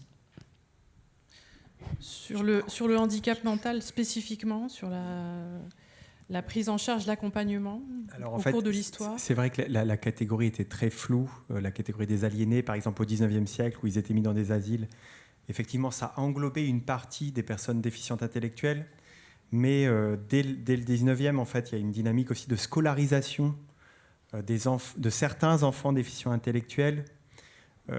Mais cette dynamique de scolarisation, elle se renforce en 1909. Il y a une loi, en fait, qui vise à la scolarisation des enfants dits à l'époque anormaux, et où là, en fait, il faut se rendre compte aussi que l'État accepte de prendre en charge l'éducation des enfants anormaux, ce qu'il ne fait pas pour les enfants aveugles ou sourds à l'époque. Et les enfants aveugles et sourds sont massivement gérés par les congrégations religieuses, alors qu'à la même époque, années 1910-1920, c'est l'État qui prend en charge l'éducation des enfants anormaux. Et moi, si j'avais juste une date à retenir en fait, pour un changement de considération des personnes déficientes intellectuelles, c'est la fin des années 60, avec l'émergence du paradigme de normalisation des personnes déficientes intellectuelles dans les pays nordiques, où en fait, certains spécialistes vont considérer que les personnes déficientes intellectuelles sont capables d'avoir des enfants, de se marier, de voter, qu'il faut les considérer comme des êtres normaux, comme tout le monde, qu'il faut arrêter de les faire vivre dans des grandes institutions, qu'il faut à maximum les faire vivre dans des petites institutions de 20 personnes, et qu'il faut les autoriser, voilà, à avoir des relations sexuelles, à avoir... Voilà. Et donc, concept qui a beaucoup de mal encore à s'implanter en France. Et voilà, donc ça fait une 50aine d'années, mais en fait, il faut se rendre compte que justement, il y a des acteurs qui étaient contre cette idée-là d'accorder des droits similaires aux êtres humains, aux personnes déficientes intellectuelles, notamment les professionnels du champ de l'éducation spécialisée, les parents d'enfants déficients intellectuels, qui étaient contre l'idée qu'on autorise leurs enfants à se marier et à avoir des enfants, parce que ça voudrait dire qu'eux pourraient se trouver responsables de l'éducation ou de la prise en charge de ces enfants-là. Enfin voilà, et donc les parents et les professionnels n'ont pas souhaité faire figurer ces droits-là dans les normes internationales à l'époque. Voilà. Oui, juste pour rajouter et pour rejoindre ce que Henri Jacques disait tout à l'heure, en matière de handicap mental, l'un des enjeux majeurs, l'une des évolutions majeures, c'est la prise de parole par les personnes directement concernées. Sur cette question-là du handicap mental, la question principale est celle de la représentation politique, de l'accès à l'espace, à la parole publique et à une considération à égal dans la prise de parole. Et de ce point de vue-là, il y a plusieurs expérimentations, associations qui sont mises en place et qui cherchent à faire entendre la parole des personnes directement concernées elles-mêmes. Alors c'est un travail politique majeur, c'est un enjeu politique majeur que d'arriver à faire émerger cette parole-là, qu'elle puisse être dite, mais surtout qu'elle soit entendue. C'est-à-dire pas simplement qu'on les laisse parler, mais aussi que ce qu'ils disent, ils ou elles disent, soit pris en considération et que ça débouche sur des transformations majeures. Et il me semble que, pour rejoindre ce que disait Henri Jacques à l'instant, c'est-à-dire là, sur la question du handicap mental, l'évolution des formats de prise en charge, de prise en considération, de soins, de cette capacité d'autodétermination et d'émancipation, c'est là l'enjeu majeur de la période et c'est loin d'être abouti. Mais on a des éléments qui se mettent en place et qui signent quand même une transformation importante, insuffisante encore, mais importante, sur ce champ-là et sur cette question spécifique. Une question, madame. Merci. Bonsoir. En fait, je pense qu'aujourd'hui, le lobby des associations représentatives du handicap, en fait, sont pas du tout en adéquation avec ce que vivent les gens en situation de handicap. On est toujours en retard, les politiques également, malheureusement. Et je pense qu'aujourd'hui, en fait, les associations se battent plutôt pour conserver leur argent, leurs subventions, plutôt que de... Alors, le fait de commencer à entendre les gens qui vivent la situation, on en est encore loin. Malheureusement, j'ai l'impression que c'est ça. J'assiste régulièrement à des réunions avec nos politiques de la ville de Paris. Et en fait, je suis la seule, parfois, en situation de handicap. On parle souvent pour les personnes handicapées avec une vision de parents, avec une vision d'aidants. Sauf que le problème, c'est qu'aujourd'hui, tout ce qu'on parle de la sexualité, etc., ça, c'est chez les militants, mais en tout cas pas dans les associations, puisque ce n'est pas encore entendable, je pense, pour nos politiques et puis pour ces associations qui restent bloquées à quelque chose de charitable. Et surtout, moi, je pense aujourd'hui qu'on devrait être représenté par des personnes en situation de handicap plus, mais c'est très compliqué, je l'entends, de trouver ces personnes.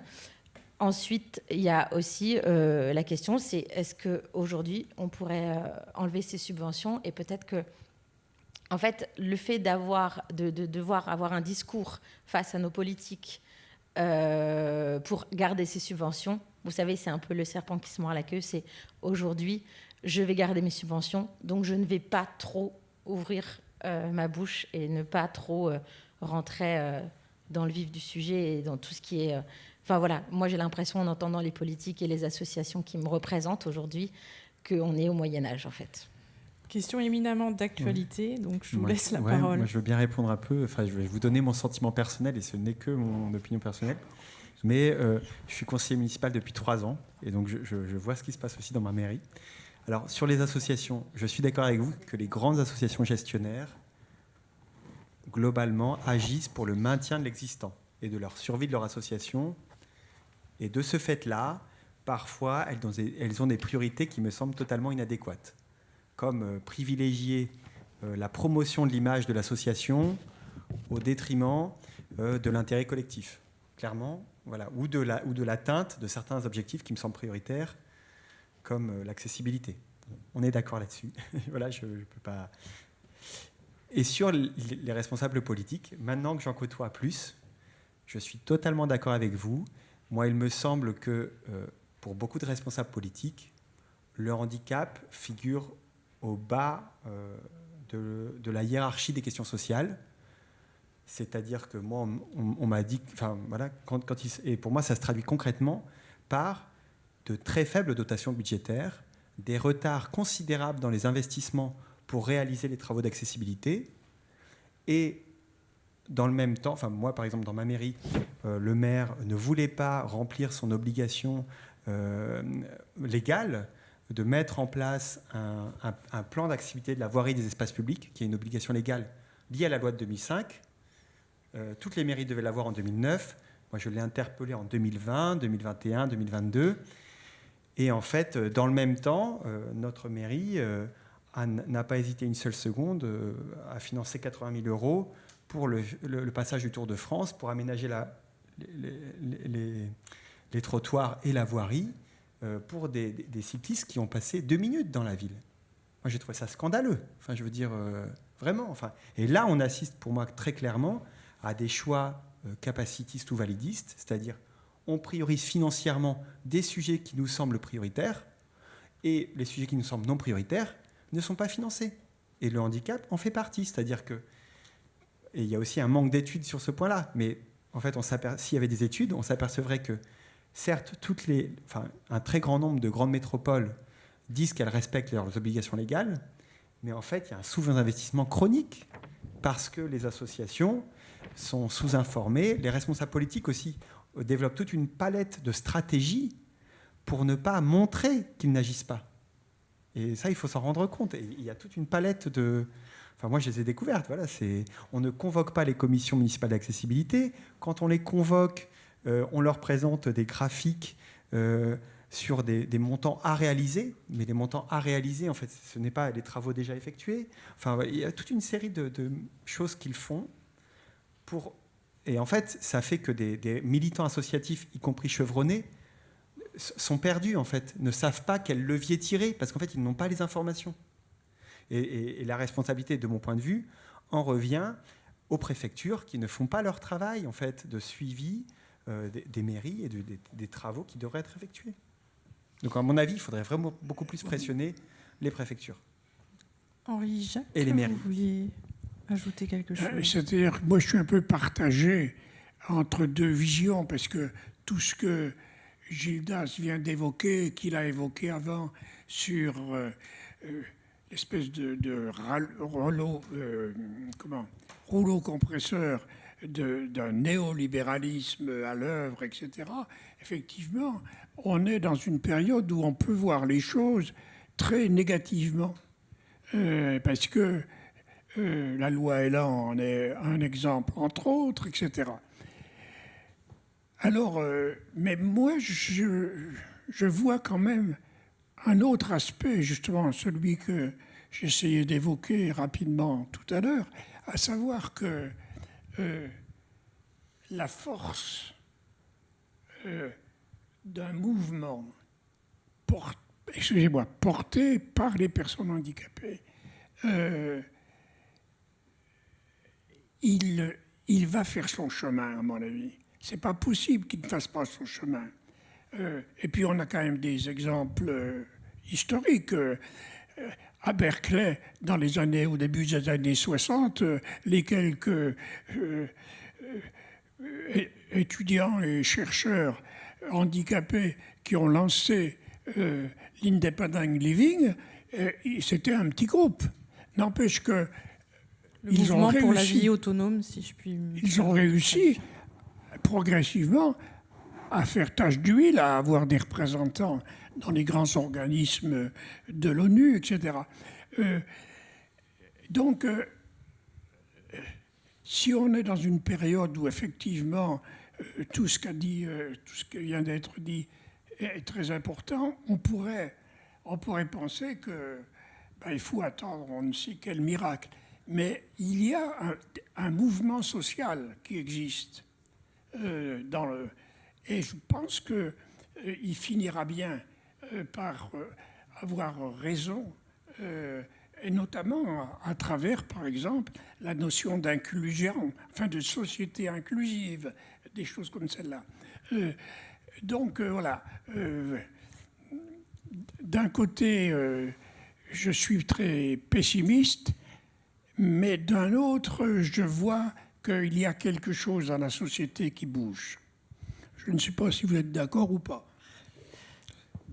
Si, oui, on peut toujours être d'accord. Il y a du négatif et du positif. C'est vrai que moi, j'ai plutôt le sentiment de... Mais pas seulement du positif. Il y a un mouvement qui... Est-ce que vous voyez le mouvement émerger? Vous n'avez pas l'air, vous pouvez le dire. Non, c'est-à-dire j'ai plus le sentiment des batailles perdues. Bataille perdue sur l'accessibilité, sur l'inclusion scolaire, sur la bataille de l'emploi. Est-ce qu'elles sont définitivement perdues ou est-ce qu'on va y arriver, mais dans un temps très long? Est-ce que vous avez quand même l'espoir que vous n'êtes pas... C'est difficile de répondre. J'ai le sentiment que l'énergie nécessaire, notamment pour faire advenir la loi 2005, cette énergie-là, elle répondait quand même à une configuration politique française et internationale, un niveau d'intégration du secteur associatif et de l'État, un niveau d'intégration aussi et un moment historique qui n'a rien à voir avec celui que nous vivons, hein. Un moment plutôt de promotion des droits et pas de recul de ces mêmes droits, et que les droits accordés aux personnes handicapées, enfin les droits accordés, les droits reconnus aux personnes handicapées, ces droits-là subissent le sort des droits en général, hein, de même que dans les années 70, ils avaient été portés par les luttes pour les droits des personnes racisées, des femmes, des personnes gays et lesbiennes. Et bien dans la période actuelle, qui est quand même une période de backlash, de retour de bâton assez violent, et bien les droits des personnes handicapées subissent le même type d'éléments. Ce qui est disons, source d'optimisme, si on veut, c'est que moi, je travaille sur cette question-là depuis le milieu des années 2005-2006, quoi. Et pendant très longtemps, sur mon secteur, enfin sur ce secteur, c'est pas mon secteur, mais sur mon secteur de recherche, il y avait peu d'alternatives. C'est-à-dire les idées étaient, on avait l'impression que tout était dans la loi de 2005 et qu'il suffisait de la mettre en œuvre. C'est ce que dit un petit peu Henri Jacques, c'est-à-dire que là, les choses se sont quand même un petit peu accélérées. Hein, et ce qu'on voit, c'est alors une accélération, mais c'est aussi une innovation. C'est-à-dire qu'on voit émerger des revendications qui n'étaient pas là en 2005. On voit émerger notamment le terme de validisme qui n'était pas là en 2005.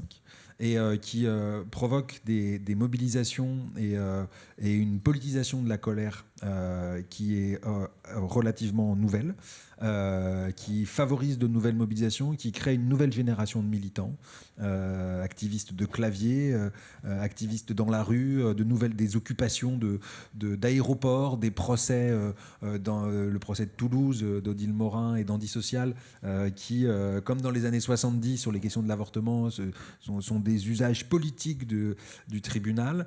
Et on voit émerger des choses qui avaient disparu du répertoire d'action. Qui va dans le bon sens selon vous, au sens parce que dans cause les années politique. Voilà. Non, mais voilà. Donc il y a quelque chose qui se joue et qui n'existait pas auparavant. C'est vrai que moi, la seule note positive, en tout cas, c'est que je pense que le niveau de colère de certaines personnes handicapées a atteint un niveau considérable parce que la négation des droits et le mépris continu multiplié, le fait d'être relégué sans arrêt aux citoyens de second rang, a fait que certaines personnes handicapées utilisent des stratégies d'action associative que moi je n'ai jamais vues dans mes sources. Par exemple, effectivement, le fait de bloquer des aéroports, de bloquer des trains, et aussi, par exemple, Adrien Taquet, l'association Antisocial, a enfariné le député La République En Marche, Adrien Taquet. Et c'est quand même un geste très fort, en fait, d'atteinte à la dignité du parlementaire.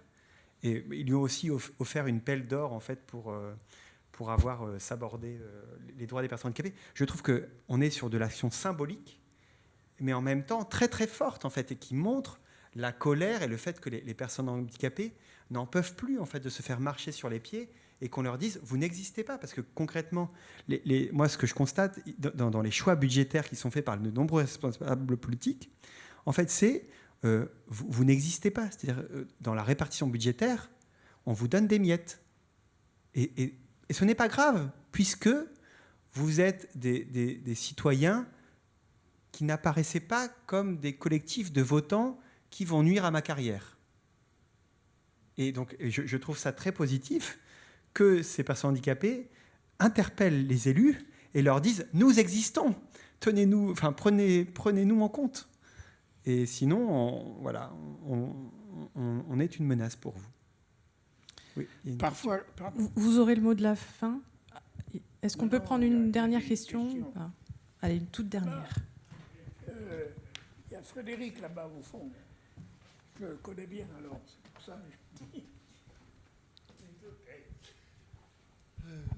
Oui, je suis d'accord. Frédéric Placher, je suis fonctionnaire territorial dans une grande collectivité et je suis les politiques publiques de mon point de vue depuis 1998.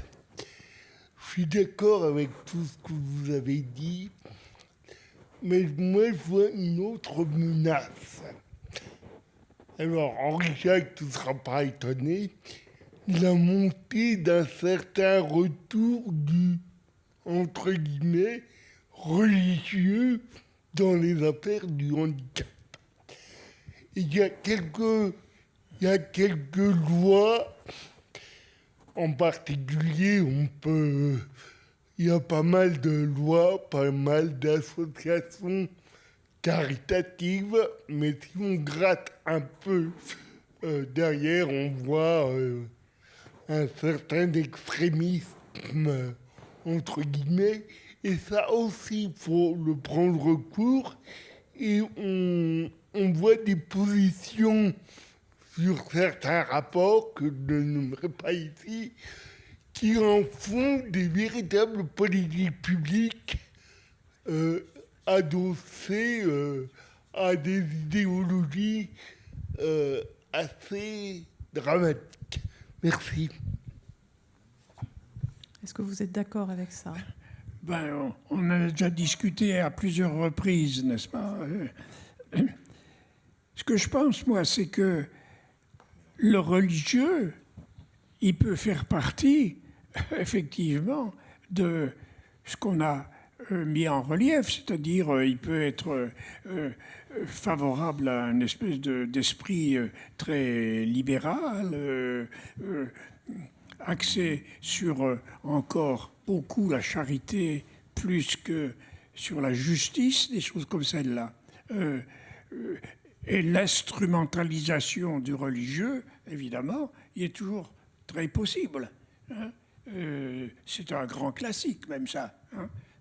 On le voit d'ailleurs actuellement à des niveaux extrêmement dangereux, comme chez Poutine ou d'autres. Bon. Donc, il faut toujours se garder des tendances comme ça que peut prendre le religieux. Ceci étant, il ne faut pas non plus injurier complètement l'histoire, parce que c'est vrai, tu l'as rappelé tout à l'heure, qu'un certain nombre d'institutions, par exemple pour aveugles, etc., étaient tenues par des institutions religieuses et qui n'ont pas été forcément favorables à l'évolution et à la libéralisation des personnes. C'est vrai. Mais en même temps, il y a des choses que parfois les religions prennent en compte que d'autres ne prennent pas du tout en compte. Comme par exemple, quand même, dans beaucoup d'institutions d'enfants, il y avait une véritable amour, il faut dire le mot, des enfants quand même. Hein. Et donc, il faut faire le partage entre c'est le cas de le dire, le grain et Le bon grain. le bon grain est livré. Est livré. Pour apporter une Donc, on va je suis terminer je suis d'accord bientôt. pour se méfier, mais il ne faut pas se méfier trop pour mettre non plus au panier tout ce que des institutions religieuses peuvent avoir fait ou peuvent encore faire. Gilda, juste un petit mot. Juste pour apporter une toute petite nuance il y a aussi des associations religieuses de personnes handicapées qui ont milité dans les années 70 pour l'émancipation des personnes handicapées, contre la charité et pour les droits, en Amérique latine notamment, liés à la théologie de la libération. Donc, en fait, moi, ce que j'ai remarqué, c'est que la religion peut être aussi un instrument de politisation des personnes handicapées, mais après, tout dépend vers quelle orientation religieuse, conservatrice ou émancipatrice, on se dirige. Voilà. Merci à tous les trois. Merci au public. Bonne soirée. Merci à vous. Merci à vous et merci à nos invités. Merci Laetitia Delon pour cette animation et cette soirée qui a, je crois, été une véritable soirée d'échange. J'ai quelques informations à vous transmettre. La BPI va prochainement vous proposer une projection d'un film de Maher Abissamra qui s'appelle From the Other Shore et qui aborde la question de la représentation des personnes en situation de handicap. Ce film sera projeté le lundi 27 mars à 17h45 en ciné 2 du Centre Pompidou et le film sera audio décrit. Pour notre cycle, nous allons nous retrouver le lundi 3 avril dans cette même salle à 19h pour la prochaine séance qui est intitulée « Vie publique, vie privée, quelle place pour le handicap ?» En fait, cette séance a été enregistrée, donc vous pouvez la revoir dans quelques temps sur le replay du site Balise, le web magazine de la BPI. Et vous avez à la sortie de la salle le magazine Balise où vous retrouverez un article écrit par Elisabeth Ville sur le handicap. Vous aurez aussi à la sortie de la salle une bibliographie qui a été constituée par mes collègues du service civilisation sciences et société. Je voulais remercier mes collègues aussi du service lecture et handicap et notamment Fanny qui est présente ici ce soir pour la construction de cette séance parce que ce service a permis que cette séance soit sous-titrée et interprétée en LSF français. Donc, je voulais remercier particulièrement ce soir Christine et Anne-Marie qui ont interprété la séance pour nous. Merci aussi à mes collègues qui ont constitué donc la bibliographie, je l'ai dit, et aussi à la régie pour son accompagnement sans faille. Je vous remercie pour votre attention et je vous souhaite une très bonne soirée. À bientôt.